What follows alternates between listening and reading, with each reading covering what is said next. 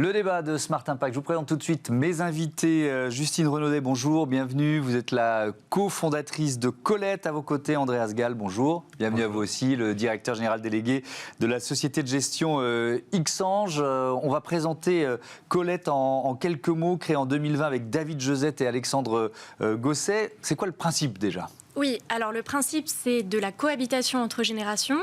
Donc concrètement, on aide les jeunes de moins de 30 ans à s'installer chez des seniors de 60 ans et plus qui ont une chambre libre à louer chez eux.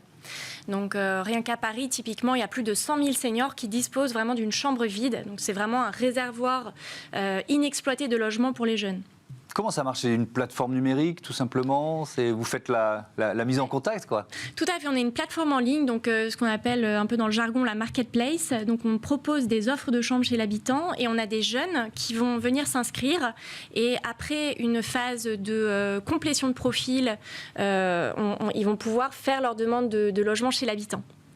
Alors, on va comprendre pourquoi vous êtes là ensemble tous les deux, et ça va démarrer dès maintenant, Andreas Gall, puisque vous allez nous présenter Xange, et surtout le fonds Mutuel Impact, fonds financé par, je crois, plus de 60 mutuelles. 63 mutuelles. Voilà, soyons précis, dédié à l'impact, mais dans quel domaine ? Expliquez-nous. Alors, on est orienté santé à impact sociétal. Oui. Ce fonds a été monté à l'initiative de la Mutualité française, donc le premier financeur de la santé en France, et on a disons trois piliers principaux. Le premier, c'est tout ce qui est santé, qualité des soins, aidants, soignants, parcours patient. Le second, c'est tout ce qui touche à la prévention, qui est un énorme sujet aujourd'hui. On a découvert enfin que pour être en bonne santé, il valait mieux prévenir que guérir. Et on redécouvre à l'usage, effectivement, que la prévention, ça va de la santé environnementale, en passant l'activité physique adaptée, en revenant par le sommeil, etc., etc. Et puis le troisième pilier, c'est tout ce qui touche aux populations en perte d'autonomie. Donc là, on va parler de dépendance, de handicap et de troubles psychologiques. Et dans le cas de Colette, on est en plein dans cette logique-là. Ouais. Vous êtes à l'origine de la création de ce Mutuel Impact. Pourquoi vous l'avez créé ? Il y avait des trous dans la raquette ? Vous vous êtes dit il y a un vrai besoin, il faut le combler ? Alors, on avait depuis 12 ans chez Xange lancé une practice impact. Et dans cette practice impact, on avait ce sujet de la santé qui était un des sujets majeurs autour duquel on tournait. Et quand la Mutualité française a décidé de lancer son fonds, on a postulé pour prendre la gestion de ce fonds, pour aller encore plus loin. Et quand on regarde, ce fonds va faire dans les prochains jours à peu près une petite centaine de millions d'euros. Ouais. En réalité, c'est un gros montant dans l'impact. Et c'est un levier de transformation qui est majeur. Oui, majeur. Et puis on voit bien aussi que dans l'impact, on est dans une maturation du segment qui est très forte et que cette maturation passe par des tailles de fonds plus fortes et des montants investis plus forts. Pour accompagner des gens fantastiques. Bah oui, c'est ça, et on va pouvoir faire un focus évidemment sur Colette avec Mutuel Impact à la manœuvre. Vous venez de lever 3 millions d'euros, on va y revenir. Je voudrais d'abord bien comprendre votre modèle économique. Qui sont vos clients, qui payent en quelque sorte ? Oui, tout à fait. Alors nous, Colette, on prélève 15% de frais de service sur les loyers perçus par les hôtes. Ouais. Et nous prélevons aussi du côté du jeune 38 € par mois de location de frais de service. Donc typiquement, comment ça fonctionne ? Les jeunes payent en ligne, Colette prélève au passage, donc c'est 15% du côté de l'hôte, c'est 38 € du côté du jeune, et reverse directement le loyer aux hôtes sur leur compte bancaire. Ouais. On voit bien l'avantage pour les hôtes, parce que c'est un loyer qui rentre. Pour les étudiants, c'est un peu moins cher que de trouver, je sais pas, une colocation un peu classique. Quel est l'avantage pour un étudiant ? Pour les étudiants, c'est bien sûr moins cher, typiquement 35% moins cher que la location d'un studio classique à Paris, qui tourne autour de 860 € par mois. Donc tout compris, vous pouvez trouver une chambre chez Colette pour 590 €. Et en plus, avoir les APL parce que tous les logements sont déclarés. Ouais. Et puis il y a l'humain, quoi.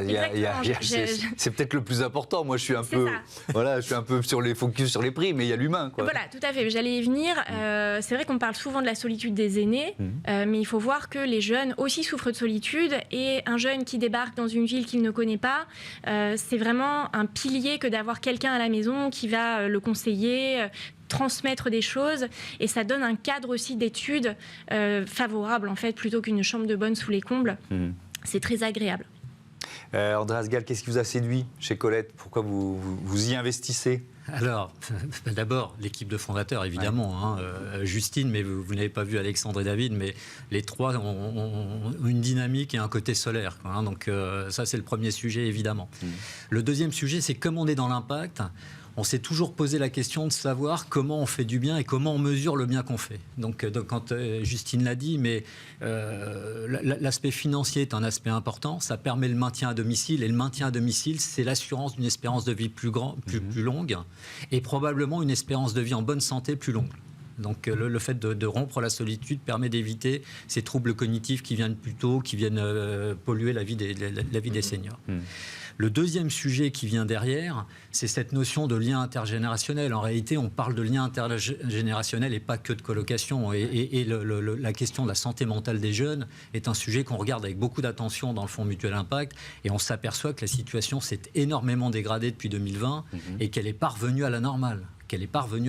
Donc, quelque part, on a aussi cette logique de transmission, de passage qui est super importante pour nous. Mais est-ce que vous diriez presque que le concept a été créé pour les seniors et qui fait plus de bien aux jeunes? Vous voyez ce que je veux dire? Est-ce qu'il y a eu des surprises de ce côté-là? Mais en fait, c'est né quand même d'un double constat. Donc, à la fois le problème d'isolement et de solitude des seniors, mais étant jeunes, des jeunes cofondateurs, quand même, on a la trentaine, on se souvient de nos années de galère pour trouver des logements et des conditions qui n'étaient pas forcément très bonnes. Donc, finalement, ayant vécu ça, on avait aussi cette ambition d'aider les jeunes aussi par l'activité de Colette. Donc, ça a toujours été quand même cette double problématique qu'on avait en tête. Ouais. Donc, vous avez levé 3 millions d'euros. C'est votre second tour de table, si je ne me trompe. Quelle est la stratégie de développement liée à cette levée de fonds? Oui. Alors, tout d'abord... Parce que pour les convaincre, il a fallu, j'imagine, présenter une stratégie complexe. Oui, absolument. Ouais. La stratégie, ça va être, dans un premier temps, d'enfoncer le clou sur une zone qu'on développe depuis les origines de Colette, qui est Paris et l'Île-de-France. Ouais. Pourquoi alors, évidemment, on a l'ambition de s'étendre ailleurs, en France, et même on a des ambitions européennes et même mondiales, si je puis dire. Mais le but, ça va vraiment être d'enfoncer le clou sur Paris. Comme je le disais précédemment, on a plus de 100 000 seniors qui ont une chambre vide chez eux. C'est énorme, c'est un potentiel énorme à aller développer. Et tous les ans, Paris et l'Île-de-France, c'est plus de 700 000 étudiants. Donc on a vraiment de quoi faire sur cette zone. Donc c'est le but premier de Colette avec cette levée aujourd'hui. Comment vous allez les accompagner? Ça consiste en quoi? Il y a évidemment les 3 millions d'euros, c'est le plus important, mais ensuite? Oui, alors... Le Fonds Mutuel Impact, il a une caractéristique, c'est qu'il a 63 mutuelles à son capital. Oui. Alors, 63 mutuelles sur lesquelles nous, on a bâti toute une stratégie d'accélération des entreprises financées. Et dans le cas de Colette, on a tout de suite identifié que dans les adhérents des mutuelles, la moyenne d'âge était assez élevée. Et donc, on a aussi identifié que les mutuelles avaient un rôle sur l'accompagnement des assurances emprunteurs, etc., etc. Donc, en fait, tout ce qu'on va faire maintenant, c'est essayer de trouver avec eux les moyens de les accélérer à la fois de façon classique, comme une boîte innovante classique, mais en même temps d'aller chercher avec cette capacité d'accélération chez les mutuelles, les moyens d'augmenter leur chiffre d'affaires et de trouver des rapidités de mise en œuvre plus grandes. Et puis, un point qui me paraît important, la logique de colocation intergénérationnelle, c'est une logique de tiers de confiance entre les générations. C'est-à-dire qu'il faut s'assurer en réalité du match correct de la personne âgée et de la personne jeune qui va habiter en son logement. Donc ce qu'on essaye de faire, et là où on peut faire gagner des points à Colette, c'est de les aider dans cette logique de créer la confiance à tout prix grâce à ces financeurs. Des financeurs qui s'intéressent à l'activité de la boîte, non pas uniquement d'un point de vue financier, mais aussi d'un point de vue impact. Mais est-ce que ça veut dire, là je rentre un peu dans le détail, mais c'est un accès au carnet d'adresse, au carnet client de ces 63 mutuelles? Il y a ça dans il y a plus que ça, c'est faire des rendez-vous avec les mutuelles de façon privilégiée, en one-to-one et en global. C'est animer cette relation régulièrement en faisant des réunions entrepreneurs mutuelles de façon globale. C'est un rôle de la mutualité française qui accompagne cette accélération et qui met en œuvre tout ce qu'elle peut pour générer de l'activité.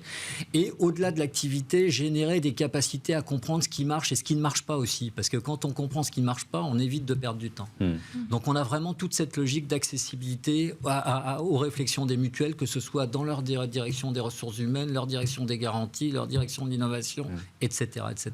Ouais. Il y a combien de chambres proposées sur la plateforme aujourd'hui ? Environ 1000 actuellement. Environ 1000, parce que je vois les objectifs 2024 que vous affichez, 5000 chambres proposées, et un nombre de binômes multiplié par 3. Ça suppose, vous avez parlé du focus sur la région parisienne, ça suppose aussi d'aller voir en dehors des frontières françaises éventuellement ?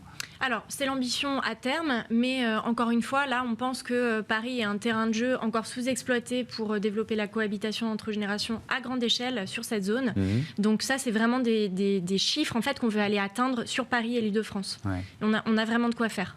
Et les autres grandes villes françaises, il n'y a pas le même potentiel ? On peut imaginer que ce qui va marcher à Paris peut marcher à Lyon, Marseille ou ailleurs, quoi. Ouais, tout à fait. Disons que... Il faut une savante équation dans les autres villes, donc suffisamment d'étudiants présents, suffisamment de seniors, une tension sur le logement importante, des prix très élevés. Voilà, toutes les villes qui vraiment ont cette similarité finalement avec Paris sont des villes potentiellement intéressantes pour notre proposition de valeur. Aujourd'hui, vous commencez à vous développer dans ces villes. Tout à fait, par Lyon et Bordeaux. Oui. Là où on est encore en train d'explorer justement les potentialités sur ces zones-là. Et donc, voilà, ça reste encore à prouver sur ces zones-là. Merci beaucoup, merci à tous les deux. Bon vent à Colette. On passe à Smart Ideas, le don au programme.